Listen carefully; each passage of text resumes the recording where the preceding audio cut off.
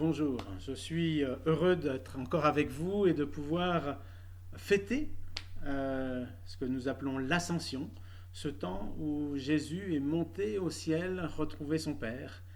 Je voudrais aussi que nous puissions regarder ce que nous dit Luc dans le livre des Actes sur cette ascension. Et je vous propose donc dans le livre des Actes au chapitre 1er de lire les versets 6 à 11. Ceux qui s'étaient réunis lui demandaient : « Seigneur, est-ce en ce temps que tu vas rétablir le royaume pour Israël ?» Il leur répondit : « Il ne vous appartient pas de connaître les temps ou les moments que le Père a fixés de sa propre autorité. Mais vous recevrez de la puissance quand l'Esprit Saint viendra sur vous. Et vous serez mes témoins à Jérusalem, dans toute la Judée et en Samarie, et jusqu'aux extrémités de la terre. » Après avoir dit cela, pendant qu'ils regardaient, il fut élevé et une nuée le déroba à leurs yeux.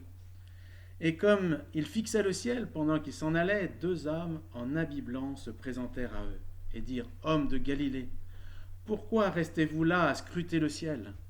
Ce Jésus qui a été enlevé au ciel du milieu de vous viendra de la même manière que vous l'avez vu aller au ciel. » Est-ce que c'est ce temps-ci que tu vas rétablir le royaume pour Israël ? Voilà la question des disciples. Ils auraient pu demander, est-ce le temps de rétablir le royaume des cieux ou d'établir le royaume des cieux ? Non, ils sont beaucoup plus concentrés sur Israël, sur ce royaume terrestre qu'ils attendaient. Nous avons bien compris des années plus tard, mais en même temps, nous pourrions aussi nous poser la question, est-ce que c'est le temps de sortir de la pandémie du coronavirus ? Est-ce que nous en avons terminé ? Est-ce que c'est la fin ? Est-ce que nous pourrons respirer, souffler demain ? Jésus répond : « Il ne vous appartient pas de connaître le temps ou les moments que le Père a fixés de sa propre autorité. » Drôle de réponse, dure réponse quelque part, puisque nous n'avons pas à connaître. Il ne nous appartient pas de connaître le temps de ce royaume, mais je pense aussi le temps de ce confinement, de cette lutte contre ce virus, jusqu'à quand ? Nous n'avons pas à connaître, mais le texte nous le dit bien au verset 6, « Vous recevrez la puissance quand l'Esprit Saint viendra. » Vous recevrez de la puissance quand l'Esprit de Saint viendra sur vous.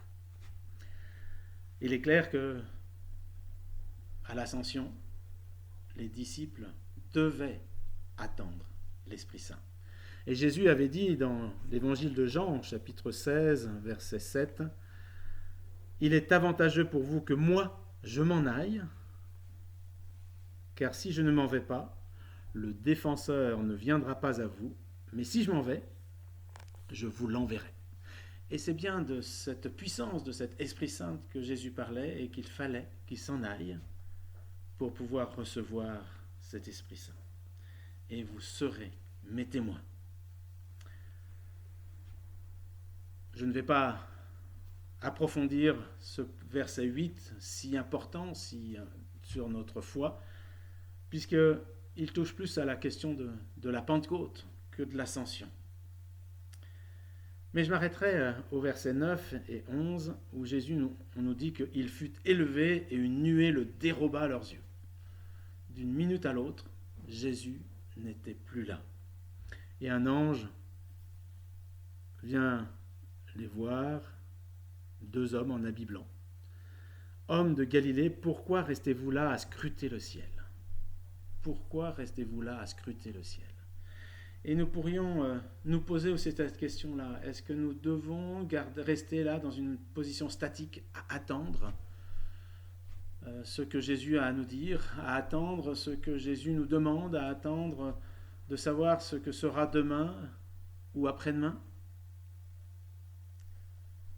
Non, Dieu nous demande d'aller, d'être des témoins dès aujourd'hui, de porter l'action de Dieu, de nous laisser porter, conduire par l'Esprit Saint, et pas être simplement passif, mais bien aller de l'avant, rempli d'Esprit Saint.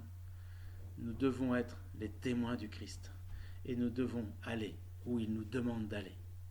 Que nous puissions vraiment réaliser que cette ascension était nécessaire, indispensable pour que nous recevions l'Esprit Saint. Un Esprit Saint indispensable pour que nous allions, que nous portions du fruit. Je vous invite à la prière. Seigneur Jésus, remplis-nous de ton esprit et montre-nous ce que tu attends de nous. Que nous ne restions pas immobiles à être là dans l'expectative, mais que nous puissions aller de l'avant, avancer, sachant que tu es le Tout-Puissant, que tu es celui qui nous tient la main. Seigneur Jésus, merci parce que tu nous as permis dans ce temps de confinement de réfléchir, de nous remettre en question, de faire table rase, de te remettre tous nos péchés, de te confesser nos péchés. Et maintenant, nous sommes là debout. Et nous ne voulons pas rester là, les yeux en l'air, à te demander qu'est-ce qui se passe maintenant. Non. Tu nous as déjà remplis de ton Esprit Saint. Et Seigneur, dirige-nous, conduis-nous. Donne-nous de pouvoir œuvrer en toi, par toi, pour toi, avec toi. Amen.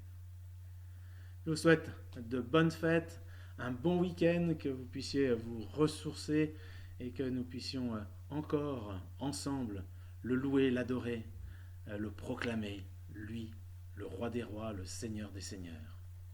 Amen.